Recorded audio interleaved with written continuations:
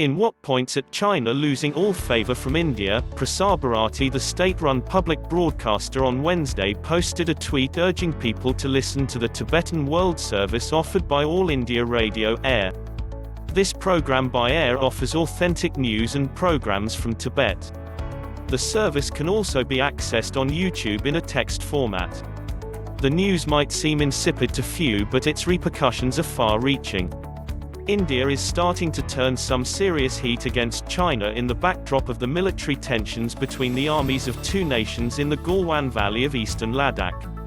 Tibet has been China's Achilles heel, and Beijing tries to posture the landlocked country as part of its own territory, but the majority of Tibetans do not accept the Chinese and have been protesting against it.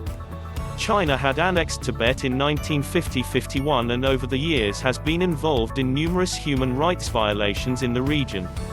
India is still following in the footsteps of Nehru's India and does not recognize Tibet as an independent country. But these measures are being seen as a precursor to India's changing foreign policy, which has been expedited by the loss of 20 brave hearts of the Indian soil.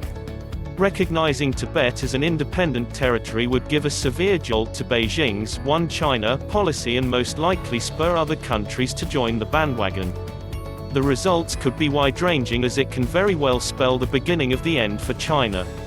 The Galwan Valley standoff has cemented the fact that the Chinese side is vicious and untrustworthy, and although a conventional war might not be the answer, accepting Tibet and bringing other countries into the fold is a sure shot to rile the Chinese and keep it in check. China will certainly threaten with its empty posturing tactics, but as is the age-old adage, barking dogs seldom bite. Neither can China afford a war, nor can India. Aggressive foreign policy, the need of the hour. India needs to shed the garb of neutrality and be a bit more courageous in its foreign policies, especially concerning China. Only accepting Dalai Lama and giving him an asylum will not give justice to the Tibetans. There is enough historical evidence to prove that Tibet has always been an independent country.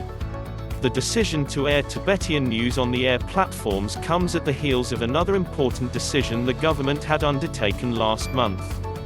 In May, the India Meteorological Department (IMD) had made a significant move by adding Pakistan-occupied Kashmir (POK) and Gilgit-Baltistan in its weather forecast. IMD had started referring its meteorological subdivision of Jammu and Kashmir as Jammu and Kashmir, Ladakh, Gilgit-Baltistan, and Muzaffarabad. Muzaffarabad is part of illegal POK, while Gilgit-Baltistan is also under illegal Pakistani occupation. Taking a cue from the IMD, the state-run broadcaster Doordarshan National (DD News), All India Radio and Kashmir channels had also started including weather forecasts for POK and Gilgit-Baltistan. Last year, Union Home Minister Amit Shah had asserted in the lower house of Parliament after the abrogation of Article 370 that POK and Aksai Chin are part of Jammu and Kashmir, and thumpingly said, "We are ready to give our lives for it." Not many know, but 24 seats in the Jammu and Kashmir Assembly are left vacant for the people of POK. The US to recognize Tibet as a country. The coronavirus pandemic has opened the floodgates for countries to stand up to China and openly diss its policies, especially One China policy. U.S. Congressman Scott Perry, late last month, introduced a bill in the U.S. Congress which directly challenges Chinese claims over Tibet. It seems like the US is planning to recognize Tibet as an independent country, in a bid to increase pressure on China. With the US from one side and India from another, if these developments bear any fruit, the geopolitics of Asia and especially the Indo-China region will be completely metamorphized.